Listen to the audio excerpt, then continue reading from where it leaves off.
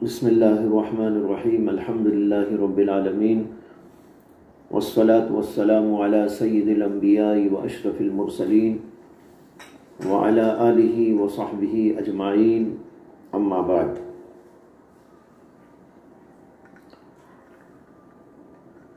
حجاب کے سلسلے میں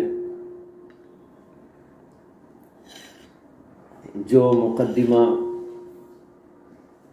کرناٹکا ہائی کورٹ میں زیر سماعت تھا،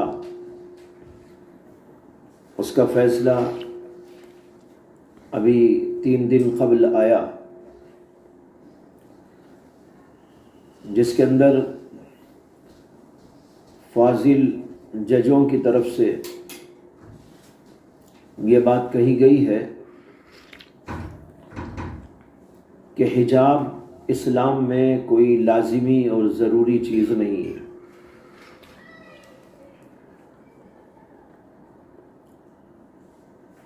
فیصلے کے اندر جو یہ بات کہی گئی ہے، حقیقت یہ ہے کہ اس کی امید نہیں تھی، اور مسلمان عدالت پر اعتماد کرتے ہوئے اور یہ خیال کرتے ہوئے کہ پردہ اسلام کا ایک اہم اور ضروری مسئلہ ہے، اور اس کا ذکر قرآن میں بھی ہے، احادیث کے اندر بھی ہے، اور پھر یہاں ہندوستان کے اندر ہر مذہب پر عمل کرنے والا اپنے اپنے عقیدے، اپنے اپنے نظریے کے مطابق عمل کرنے کی پوری گنجائش رکھتا ہے اور اس کا حق بھی رکھتا ہے۔ اس لحاظ سے امید تو یہی تھی کہ کورٹ کی جانب سے مسئلے کو پوری سنجیدگی کے ساتھ میں لیا جاتا اور یہ فیصلہ آتا کہ مسلمان بچیوں کو اسکول میں پردے کے ساتھ آنے کی اجازت دی جائے، لیکن فیصلہ اس کے خلاف آیا، جو انتہائی مایوس کن ہے۔ لیکن بہرحال ہمیں اس نقطہ نظر پر اس وقت گفتگو کرنی ہے کہ یہ بات کہاں تک درست ہے کہ اسلام کے اندر پردہ ضروری نہیں۔ حقیقت یہ ہے کہ پردے کا اسلامی جز ہونا اور اسلام کے اندر ضروری اور لازمی حکم ہونا، یہ اس قدر کھلی ہوئی حقیقت ہے کہ نہ صرف مسلمان بلکہ نان مسلمز بھی جانتے ہیں کہ مسلمانوں کے ہاں پردہ ہوتا ہے۔ اس لیے تو ایک کھلی ہوئی حقیقت تھی۔ رہا ہے کہ بعض مسلمان عورتیں پردہ نہیں کرتی اور بغیر پردے کے لوگوں کے سامنے آتی و جاتی ہیں، یہ بات کسی چیز کے قانون ہونے کے لیے بنیاد نہیں بن سکتی۔ بنیاد بنتا ہے قانون کا وہ ماخذ جس کے اوپر قانون کا مدار ہوتا ہے۔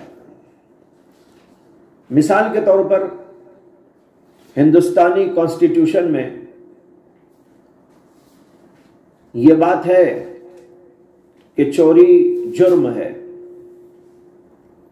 لیکن ہندوستان کے اندر بہت سارے لوگ چوری کرتے ہیں، ڈکیتی ڈالتے ہیں، اور پولیس ان کے خلاف کارروائی کرتی رہتی ہے۔ اگر کوئی چور یا چوروں کا ہمدرد یہ دلیل پیش کرنے لگے کہ ہندوستان کے اندر چوری جرم نہیں ہے، اس لیے کہ ہندوستان کے اندر چوری ہو رہی ہے، تو یہ دلیل جیسی بے حقیقت ہے، اسی طریقے پر یہ کہنا بھی بالکل بے حقیقت ہے کہ بہت ساری مسلمان عورتیں بغیر پردے کے پھرتی ہیں، اس لیے پردہ لازم نہیں ہے۔ پردے کا لازم ہونا، نا لازم ہونا، اس کا قانونی طور پر اسلام کے اندر حکم ہونا، یہ تو قرآن سے ثابت ہوگا، نبی اکرم صلی اللہ علیہ وسلم کی احادیث سے ثابت ہوگا، اور قرآن و حدیث ہی سے ماخوذ حضرات فقہائے کرام کے کلام سے، جس کو فقہ کہتے ہیں، اس سے ثابت ہوگا۔ باقی اس پر اگر کوئی عمل نہ کرے، جیسے مسلمانوں میں بہت سارے لوگ نماز نہیں پڑھتے، لیکن اس کا مطلب یہ نہیں ہے کہ اسلام کے اندر نماز فرض نہیں ہے۔ اسلام کے اندر نماز فرض ہے، قیامت تک فرض رہے گی، اس فریضے کے اندر کوئی تبدیلی نہیں کی جا سکتی، خواہ کوئی اس پر عمل کرے یا نہ کرے۔ عمل نہ کرنے والا مجرم قرار پائے گا، عمل کرنے والا وہ فتح یاب کہلائے گا، کامیاب انسان قرار دیا جائے گا۔ اسی طرح مسلمانوں میں بہت سارے لوگ چوری کرنے والے بھی ہیں، شراب پینے والے بھی ہیں، جھوٹ بولنے والے بھی ہیں، رشوت کھانے والے بھی ہیں، حالانکہ یہ ساری چیزیں اسلام کے اندر حرام ہیں، ناجائز ہیں۔ ان لوگوں کے کرنے کی وجہ سے یہ نہیں کہا جا سکتا کہ اسلام کے اندر یہ چیزیں حلال ہیں، اس لیے کہ بہت سارے لوگ یہ کر رہے ہیں۔ الغرض کسی چیز کے فرض ہونے یا نہ ہونے، یا کسی چیز کے حرام ہونے نہ ہونے، کسی چیز کے جرم ہونے یا نہ ہونے کے لیے لوگوں کا عمل دلیل نہیں ہے، بلکہ قانون کا جو اصل ماخذ ہے اس کو دیکھنا چاہیے، قانونی کتاب کو دیکھنا چاہیے۔ اسی طرح پردے کا حکم شریعت کے اندر کیا ہے، یہ بات معلوم ہوگی قرآن سے، احادیث رسول سے، اور اسی طریقے پر فقہی کتابوں سے، جو قرآن و حدیث کا لب لباب اور خلاصہ ہے۔ میں پوری تفصیل میں گئے بغیر صرف یہاں پر 2-3 آیات کا حوالہ دینا چاہتا ہوں، جس سے بات واضح طور پر ثابت ہوتی ہے کہ اسلام کے اندر پردہ انتہائی ضروری ہے، لازمی ہے خواتین کے لیے۔ قرآن کریم میں سورہ احزاب میں 59 نمبر کی آیت میں اللہ تعالیٰ کا ارشاد ہے، یا ایھا النبی قل لازواجک وبناتک ونساء المؤمنین یدنین علیہن من جلابیبہن۔ اے نبی علیہ السلام، آپ اپنی بیویوں سے کہہ دیجئے اور اپنی بیٹیوں سے کہہ دیجئے اور عام مسلمان عورتوں سے کہہ دیجئے۔ کیا کہہ دیجئے؟ یہ بات یدنین علیہن من جلابیبہن، کہ وہ اگر باہر جانا چاہتی ہیں کسی ضرورت سے تو اپنے اوپر چادریں ڈال کر جایا کریں۔ یہاں پر ہے یدنین علیہن من جلابیبہن۔ جلابیب جلباب کی جمع ہے، اور اس کے معنی حضرت سیدنا عبداللہ بن عباس رضی اللہ عنہ نے یہ بیان کیے ہیں کہ ایسی چادر جو اوپر سے لے کر نیچے تک ڈھانکی جائے، اس کو کہا جاتا ہے جلباب۔ اور بعض علماء نے کہا کہ جلباب اس اوڑھنی کا نام ہے، اس چادر کا نام ہے جو اوڑھنی سے بڑی ہوتی ہے اور وہ اوپر سے اپنے اوپر ڈال لی جاتی ہے، جس سے کہ سر، چہرہ اور اوپر والا حصہ ڈھک جاتا ہے۔ بہرحال پہلی تفسیر ہو یا دوسری تفسیر، دونوں سے یہ بات ثابت ہوتی ہے کہ عورت کو اپنا چہرہ، اپنا سر اور پورا حصہ بدن کا چھپا کر باہر جانا چاہیے۔ بغیر بدن کو چھپائے یوں ہی باہر جانے کی اسے اجازت نہیں ہے۔ یہ اللہ کا حکم ہے جو رسول اکرم صلی اللہ علیہ وسلم کو سنایا گیا، بتایا گیا، اور آپ کو یہ حکم دیا گیا کہ آپ اپنی ازواج کو بھی کہہ دیں، آپ اپنی بیٹیوں کو بھی کہہ دیں، اور عام مسلمان عورتوں سے بھی کہہ دیں کہ وہ چادر ڈال کر جایا کریں، بغیر چادر کے نہیں جا سکتی۔ قرآن میں صاف اور صریح جب حکم موجود ہے اور یہ اللہ کا امر ہے، حکم ہے، تو معلوم ہوا کہ یہ فرض ہے، ضروری ہے۔ اور کسی چیز کا فرض ہونا اسی طرح ثابت ہوتا ہے کہ اللہ کسی بات کا حکم دے۔ یہاں نبی اکرم صلی اللہ علیہ وسلم کے ذریعے اللہ نے پوری امت کو یہ حکم دیا کہ عورتیں پردے کے ساتھ باہر جائیں گی، بغیر پردے کے نہیں جائیں گی۔ حضرت علامہ ابن سیرین رحمت اللہ علیہ فرماتے ہیں کہ میں نے حضرت عبیدہ السلمانی سے پوچھا کہ آیت کے اندر جو بات وارد ہوئی ہے یدنین علیہن من جلابیبہن، کہ عورتیں اپنے اوپر چادر ڈال کے جایا کریں، اس کا کیا مطلب ہے، کیسے ڈال کے جانا چاہیے؟ ابن سیرین کہتے ہیں کہ اس پر حضرت عبیدہ السلمانی نے اپنی چادر لی اور اوپر سر کے ڈالا، نیچے تک اس کو لایا اور صرف ایک آنکھ کھلی رکھ دی، ایک آنکھ چھوڑ کر، وہ بھی بائیں آنکھ۔ انہوں نے کہا کہ یہ صورت ہوتی ہے یدنین علیہن من جلابیبہن۔ اس سے معلوم ہوا کہ برقع پہن کر، اوپر سے چادر ڈال کر، الغرض کسی نہ کسی کپڑے سے اپنے چہرے اور سر کو ڈھانک کر جانے کا اللہ نے حکم دیا ہے۔ بغیر اس کے بلا ضرورت عورت ایسا نہیں کر سکتی کہ وہ اپنے آپ کو غیروں کے سامنے، اجانب کے سامنے، غیر مردوں کے سامنے بے محابہ، بے حجابانہ چلی جائے۔ یہ بات اس کے لیے ناجائز قرار دی گئی۔ دوسری آیت پیش کرتا ہوں کہ اللہ تبارک و تعالی نے سورہ احزاب ہی کی 53 نمبر کی آیت کے اندر فرمایا وَإِذَا سَأَلْتُمُوهُنَّ مَتَاعًا فَاسْأَلُوهُنَّ مِنْ وَرَاءِ الْحِجَابِ، اگر تم اے مردو عورتوں سے کوئی چیز مانگنا چاہتے ہو، فَاسْأَلُوهُنَّ مِنْ وَرَاءِ الْحِجَابِ، تو عورتوں کو پردے کی آڑ سے مانگو۔ اس کے اندر حکم دیا گیا ہے کہ مرد اور عورت دونوں کا اختلاط ممنوع ہے، آمنا سامنا ہونا ممنوع ہے۔ اگر کوئی خاص ضرورت پڑ جائے کسی چیز کے مانگنے کی، لینے کی، تو ایسی صورت کے اندر بے محابہ عورت اور مرد سامنا آمنا نہیں کر سکتے، بلکہ اگر مانگنے کی ضرورت ہو تو عورت پردے میں ہوگی، پردے کی آڑ سے مرد اس سے مانگ سکتا ہے اور وہ کچھ دے سکتی ہے۔ یہ آیت بھی صاف بتا رہی ہے کہ عورت کے لیے پردہ کتنا ضروری ہے، بغیر اس کے کسی بھی عورت کو غیر مرد کے سامنے آنے کی اجازت نہیں ہے۔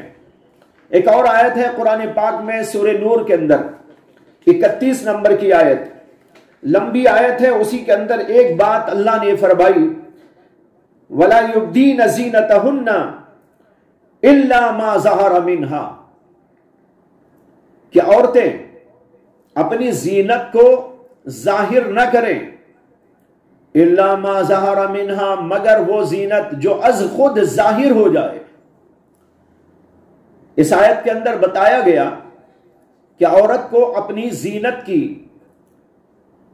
زینت کے اعضاء کو، مواضع کو، سب کو چھپا کر رکھنا ضروری ہے، یعنی پورا جسم اس کا چھپا رہے گا، مگر اتنا حصہ کھلا رکھ سکتا ہے جو از خود ظاہر ہو جائے، الا ما ظہر منها۔ اس آیت میں غور و فکر کی ضرورت ہے کہ اس کا مفہوم کیا ہے۔ حضرت سیدنا عبداللہ بن عباس رضی اللہ عنہ کہتے ہیں الا ما ظہر منها کا مطلب یہ ہے کہ عورت اپنے پورے جسم کو ڈھانپی رہے گی سوائے چہرے کے اور سوائے کفین یعنی ہتھیلیوں کے۔ ہتھیلیاں اور چہرہ یہ دونوں کھلے رکھ سکتی ہے، باقی پورے جسم کو ڈھانکا ہوا ہونا ضروری ہے۔ یہ سیدنا عبداللہ بن عباس رضی اللہ عنہ کی تفسیر ہے۔ اور حضرت سیدنا عبداللہ بن مسعود رضی اللہ عنہ کہتے ہیں الا ما ظہر کا معنی یہ ہے کہ جو زینت خود ظاہر ہونے والی، یعنی کپڑے، برقع۔ ایک عورت جب جاتی ہے برقع پہن کر تو برقع تو چھپ نہیں سکتا، برقع تو دکھتا ہے، نظر آتا ہے، لہذا اس کا برقع نظر آ سکتا ہے، باقی پورا جسم اس کا ڈھکا ہوا ہونا ضروری ہے۔ دونوں تفسیروں میں فرق یہ ہے کہ حضرت عبداللہ بن مسعود رضی اللہ عنہ کی تفسیر کے مطابق عورت کو چہرہ اور ہاتھ یعنی ہتھیلیاں بھی کھولنے کی اجازت نہیں، اس کو بھی ڈھانک کر رکھنا ضروری ہے۔ اور الا ما ظہر منہا کا مطلب یہ ہے کہ اس کے اوپر کا جو کپڑا نظر آ رہا ہے، از خود نظر آ رہا ہے، وہ تو کھلا رہ سکتا، وہ تو کھلا رہے گا ہی۔ ظاہر بات ہے جب برقع پوش عورت باہر جائے گی تو برقع تو سب کو نظر آئے گا، لیکن برقعے کے اندر جو عورت ہے اس کا کوئی جز نظر آنے کی اجازت نہیں۔ یہ سیدنا عبداللہ بن مسعود کی تفسیر کے مطابق، اور عبداللہ بن عباس یہ کہتے ہیں کہ پورا جسم ڈھکا ہوا ہو لیکن چہرہ اور ہتھیلی یہ کھلی رہ سکتی ہے، لیکن یہ ضرورت کے مواقع کے ساتھ میں خاص ہے کہ اگر عورت کسی ضرورت سے باہر گئی اس صورت کے اندر،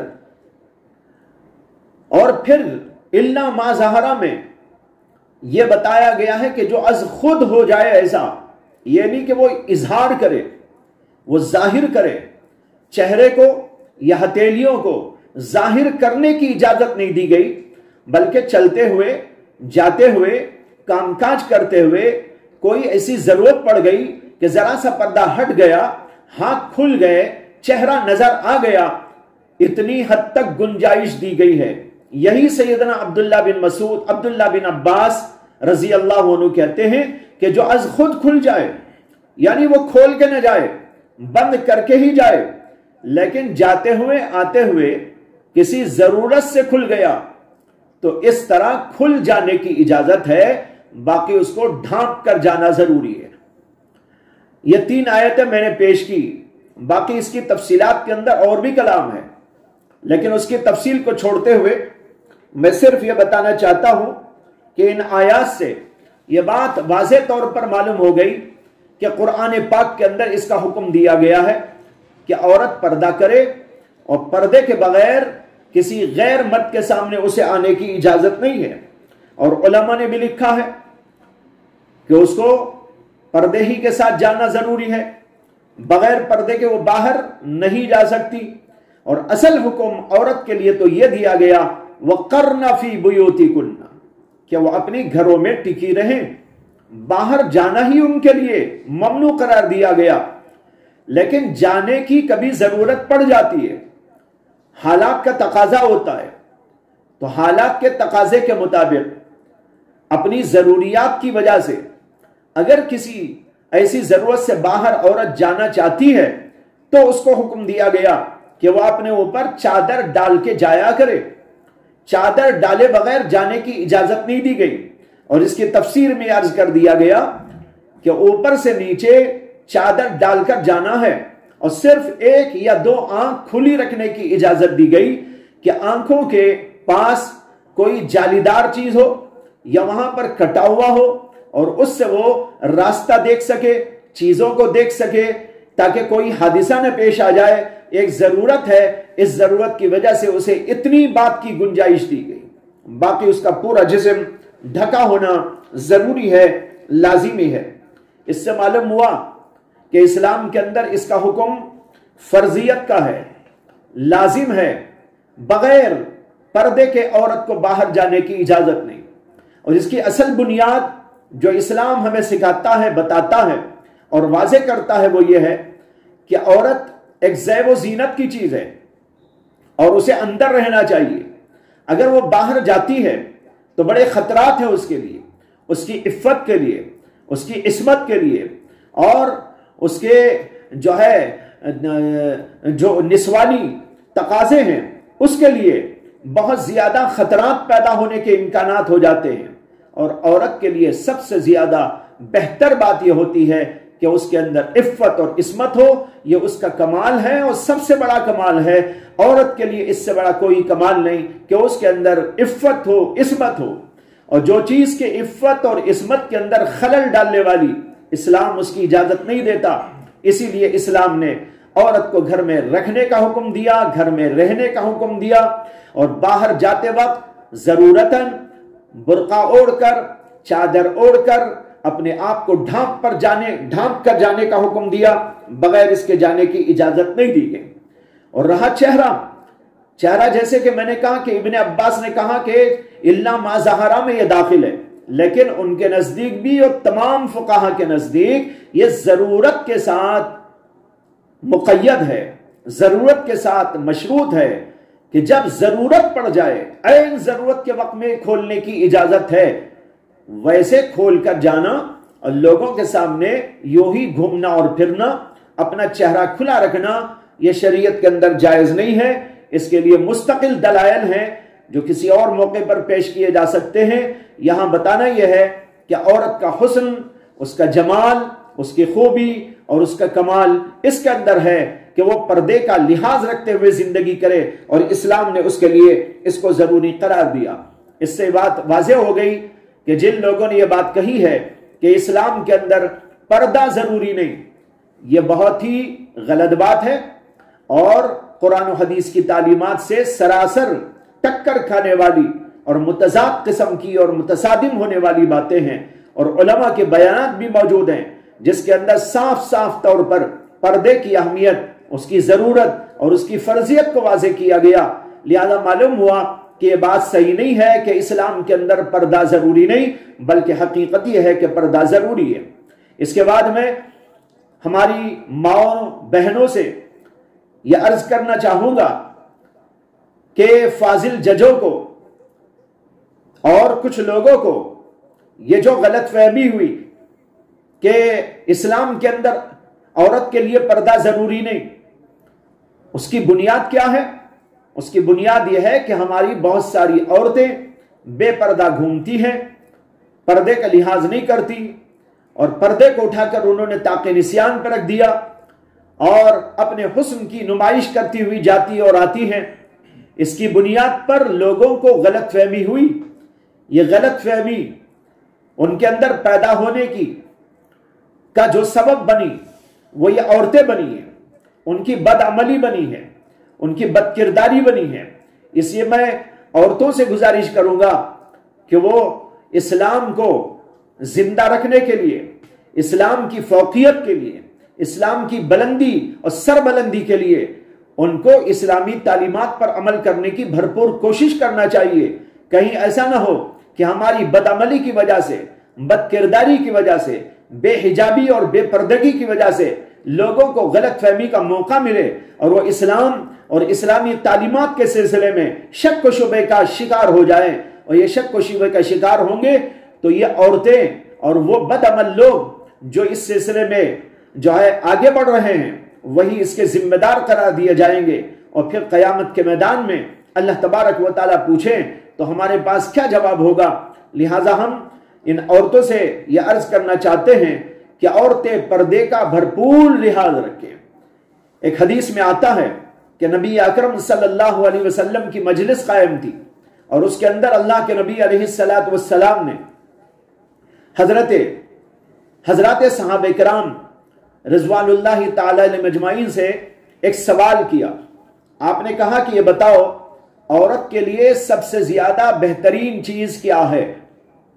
صحابہ بیٹھے تھے، ابو بکر بھی موجود تھے، عمر بن خطاب بھی موجود تھے، اور عثمان غنی بھی موجود تھے، حضرت علی مرتضیٰ بھی موجود تھے، اور صحابہ بھی موجود تھے۔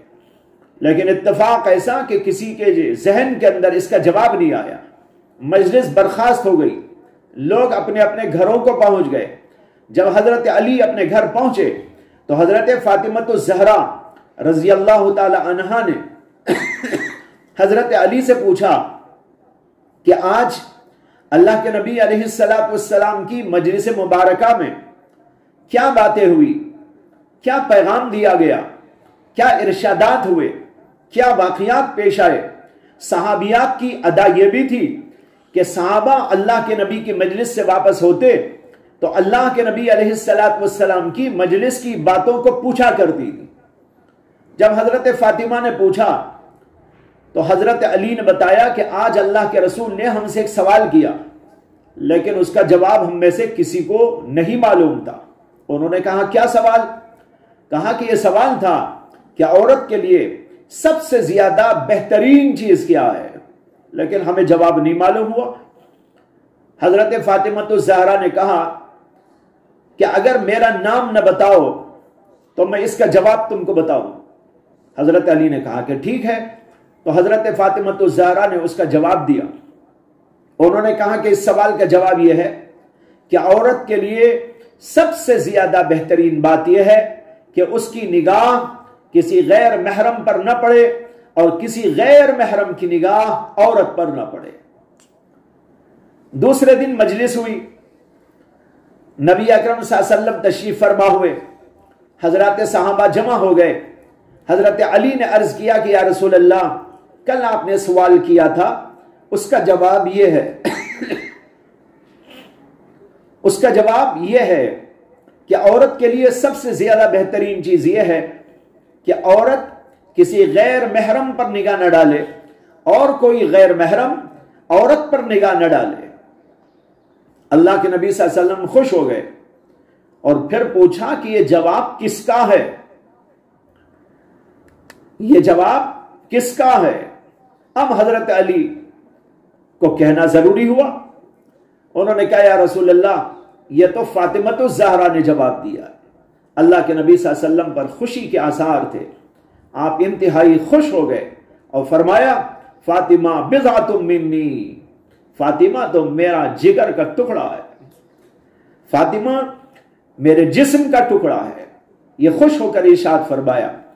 میری ماں اور بہنوں کو یہ واقعہ ذہن میں رکھنا چاہیے کہ اللہ کے نبی صلی اللہ علیہ وسلم نے تصدیق کی، حضرت فاطمہ الزہرا کی بات کی کہ واقعی عورت کے لیے سب سے زیادہ خوبی کی بات، کمال کی بات یہ ہے کہ عورت کسی غیر محرم کو نہ دیکھے اور کسی غیر محرم کی نگاہ عورت پر نہ پڑے۔ اسے ماں اور بہنوں سے گزارش کرتا ہوں کہ وہ اپنے آپ کو بے حجاب نہ بنائیں، بے پردہ نہ بنائیں، بلکہ باحجاب بنائیں، عفت اور عصمت، پاک دامنی کا خیال رکھیں، اپنی نگاہوں کو بھی نیچا رکھیں، کسی اور کی نگاہ تمہارے اوپر نہ پڑے، اس کا پورا پورا لحاظ رکھیں۔ جب ہم شریعت کے اوپر گامزن ہوں گے تو اللہ کی مدد آئے گی، اور کورٹ ہو یا حکومت ہو یا اور کوئی طاقت ہو، وہ سب کے سب آپ کی اور ہماری ماننے لگیں گے۔ لیکن اگر ہم ہی نے اللہ کی نہ مانی تو پھر ہماری کون ماننے والا؟ نہ کوئی حکومت مانے گی، نہ کوئی کورٹ مانے گا، نہ کوئی ایڈوکیٹ مانے گا، نہ کوئی معمولی آدمی مانے گا۔ اس لیے کہ ہم اللہ کو چھوڑ کر زندگی گزاریں تو پھر اللہ کی مدد نہیں آیا کرتی۔ اس لیے ہمیں اس بات کا بھی خیال رکھنا چاہیے۔ وآخر دعوانا ان الحمد للہ رب العالمین۔